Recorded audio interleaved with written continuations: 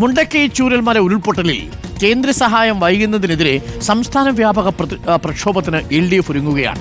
ഇന്നാണ് രാജ്ഭവനിലേക്കും കേന്ദ്ര സർക്കാർ ഓഫീസുകളിലേക്കും പ്രതിഷേധ മാർച്ച്.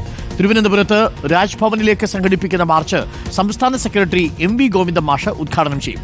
കൊല്ലത്ത് LDF കൺവീനർ TP രാമകൃഷ്ണനും കണ്ണൂരിൽ EP ജയരാജനും പ്രതിഷേധം ഉദ്ഘാടനം ചെയ്യും. ഉരുൾപൊട്ടലിൽ കേന്ദ്ര സർക്കാർ മതിയായ സഹായം നൽകിയില്ലെന്നാണ് ആരോപണം.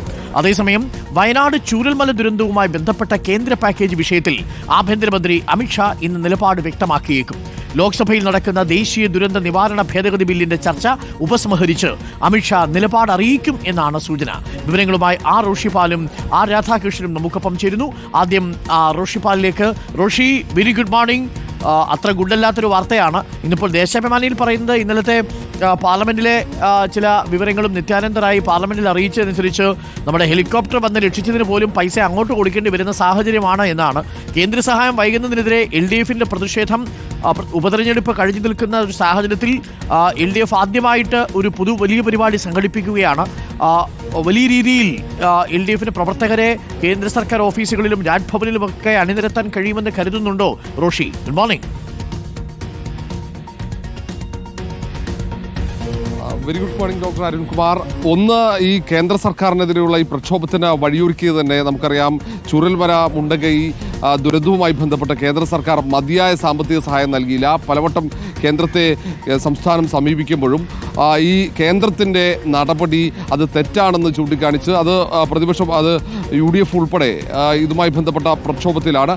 ആ ഒരു സാഹചര്യത്തിൽ അത് സംസ്ഥാന വ്യാപക പ്രക്ഷോഭമാക്കി മാറ്റാനുള്ള തീരുമാനം LDF നേരത്തെ എടുത്തതാണ്. അതിൻ്റെ തുടർച്ചയായിട്ടാണ് ഇത്തരമൊരു സമരം നടക്കുന്നത്. ഏതായാലും അതിനിടയിൽ കേന്ദ്രം അനുകൂലമായി തീരുമാനമെടുക്കുമോ എന്നുള്ള ഒരു പ്രതീക്ഷയുമുണ്ട്. നമുക്കറിയാം, നേരത്തെ വെള്ളപ്പൊക്കമുണ്ടായ സമയത്ത് പോലും അവിടെ രക്ഷാപ്രവർത്തനത്തിന് നേതൃത്വം നൽകിയ കേന്ദ്ര സേന, അത് നാവികസേനയായാലും എയർഫോഴ്സ് ആയാലും, അവരൊക്കെ ഹെലികോപ്റ്ററിന് പിന്നീട് അതിനുള്ള തുക കൃത്യമായി ബില്ലായി വരികയും അത് വാങ്ങിക്കുകയും ചെയ്യുന്ന ഒരു സാഹചര്യം ഉണ്ടായിരുന്നു. അതുകൊണ്ട് തന്നെ അങ്ങനെയുള്ള ഒരു ബില്ല് അവസാന നിമിഷം വരുമെന്ന പ്രതീക്ഷയും സർക്കാരിനുണ്ടായിരുന്നു. ആ രക്ഷാപ്രവർത്തനത്തിൻ്റെ ഹെലികോപ്റ്റർ വന്ന് അവിടെ നിന്നും ആളുകളെ മാറ്റുന്ന ഘട്ടത്തിലും മൃതദേഹം കണ്ടെത്താനുള്ള പരിശോധന നടത്തുന്ന സമയത്തൊക്കെ ഈ ജില്ലാ കളക്ടർ ഉൾപ്പെടെ അത് നേരത്തെ തന്നെ പറഞ്ഞിരുന്നു, ഇതിന് തുക നമ്മൾ കേന്ദ്ര സർക്കാരിന് കൊടുക്കേണ്ടി വരുമെന്ന്. പക്ഷേ കേന്ദ്ര സർക്കാരിൻ്റെ ഭാഗത്ത് നിന്ന് ഇത്രയും വലിയൊരു ദുരന്തമുണ്ടായപ്പോൾ ആവശ്യമായ ഒരു സഹായം വന്നില്ല. കൃത്യമായി കേന്ദ്രത്തിന് നൽകേണ്ട രേഖകൾ അത് പ്രപ്പോസലായി കൃത്യമായി നൽകിയിരുന്നു. എന്നിട്ട് പോലും കേന്ദ്രം മുഖം തിരിഞ്ഞു നിൽക്കുന്നതിനുള്ള വലിയ രോഷം, അത് ജനകീയ പ്രതിഷേധവുമായി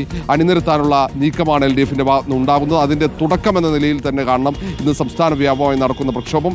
തിരുവനന്തപുരത്ത് രാജ്ഭവന് മുന്നിലേക്ക് വലിയ പ്രതിഷേധ മാർച്ച് സംഘടിപ്പിക്കുന്ന ഒപ്പം തന്നെ എല്ലാ ജില്ലാ കേന്ദ്രങ്ങളിലും ജില്ലയിലെ ഏറ്റവും പ്രധാനപ്പെട്ട കേന്ദ്ര സർക്കാർ ഓഫീസിന് മുന്നിൽ മാർച്ചും ധർണയും സംഘടിപ്പിക്കുകയാണ് ഇന്ന് LDF.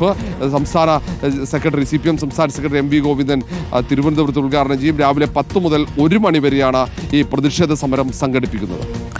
അപ്പോൾ പ്രതിഷേധം സ്വാഭാവികമായും ഉപതെരഞ്ഞെടുപ്പിന് ശേഷം LDF ഒരു പൊതുവിഷയത്തിൽ വളരെ ശക്തമായിട്ടുള്ളൊരു പ്രതിഷേധം ഉന്നയിക്കാനുള്ളൊരു സാഹചര്യമാണ് കിട്ടുന്നത്. അതുകൊണ്ട് തന്നെ ഒരു വലിയ ആൾക്കൂട്ടം നിറയ്ക്കും. നേരത്തെ രാജ്ഭവനൊക്കെ ഉപരോധിക്കുന്ന ഘട്ടത്തിൽ ഗവർണർക്കെതിരെയുള്ള സമരമൊക്കെ നമ്മൾ കാണുമ്പോൾ വലിയ ആൾക്കൂട്ടത്തെ രാജ്ഭവന് മുന്നിൽ വിന്യസിക്കാൻ കഴിഞ്ഞിരുന്നു LDFന്. അപ്പോൾ സമാനമായൊരു ശക്തിപ്രകടനമായി ഇന്നത്തെ ഈ പ്രതിഷേധ മാർച്ച് മാറാൻ സാധ്യതയുണ്ടോ റോഷിപാൽ?